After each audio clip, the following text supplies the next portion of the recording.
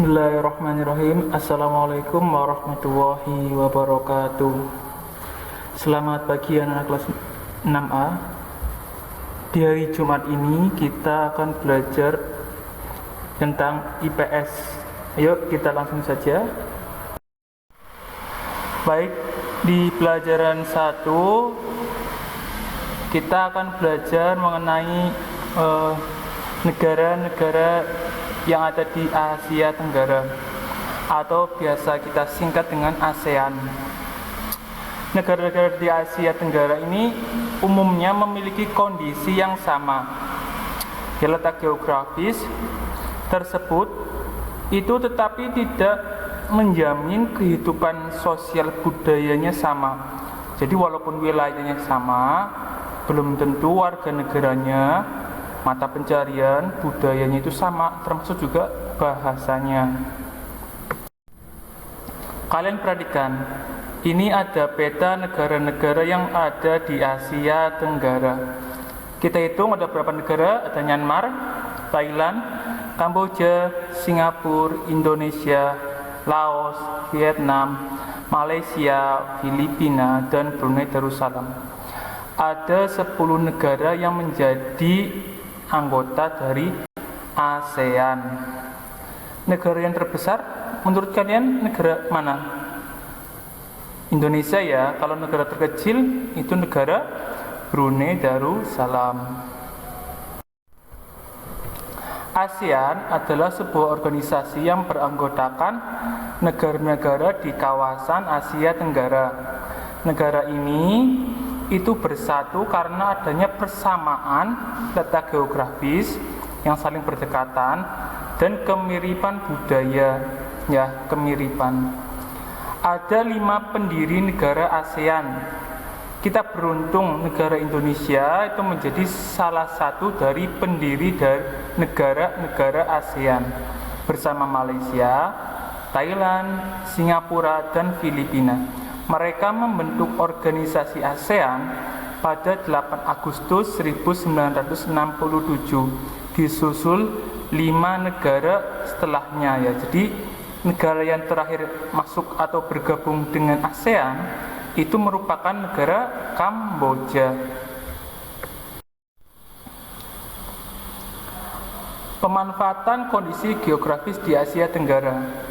Setiap negara di Asia Tenggara kondisinya geografisnya itu beragam, walaupun secara umum hampir sama iklimnya, suasananya atau cuacanya hampir sama, tetapi memiliki sedikit perbedaan di masing-masing negara.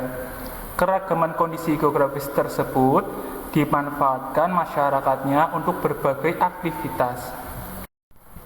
Nah, kita langsung saja kondisi geografis Asia Tenggara. Ya, secara umum negara-negara di Asia Tenggara ini mempunyai 3 perairan atau terletak di antara 3 perairan bisa. Pertama, Samudra Hindia dan Teluk Benggala di bagian barat Asia Tenggara, Laut Cina Selatan di utara Asia Tenggara, dan Samudra Pasifik di timur. Wilayah Asia Tenggara itu secara umum dibagi menjadi 2 daratan. Pertama, daratan berbentuk semenanjung. Wilayah yang berbentuk semenanjung itu diantaranya ada negara Myanmar, Thailand, Laos, Kamboja, Vietnam, dan sebagian dari Malaysia. Sedangkan daerah berbentuk gugusan kepulauan itu ada di negara Filipina, Indonesia, Malaysia sebagian, Singapura, dan Brunei Darussalam. Sebagian besar kawasan di Asia Tenggara ini mempunyai iklim tropis dengan curah hujan yang tinggi dan suhu udara panas. Hutan tropisnya kaya akan flora atau tanaman dan fauna atau hewan. Hutan menghasilkan kayu dan rotan. Hanya Myanmar bagian utara yang beriklim subtropis. Hampir semua negara di Asia Tenggara memiliki wilayah laut. Laut banyak memberikan manfaat terkait sumber daya alam. Ikan, jalur transportasi laut, objek wisata, dan bahan tambang seperti minyak dan gas bumi. Kalian pasti pernah melihat suatu negara mempunyai salju. Kenapa di Asia Tenggara nggak bersalju? Karena mempunyai iklim tropis, yang di sini tuh hanya ada hujan dan panas saja. Tapi di bagian Papua sana, terutama di gunung tertingginya Jayawijaya, itu ada daerah bersalju. Ada yang mau ke sana? Nah, untuk latihannya, pertama, tuliskan tokoh-tokoh pendiri ASEAN beserta asalnya. Yang kedua, tuliskan nama-nama ibu kota negara-negara anggota ASEAN. Demikian pembelajaran hari ini.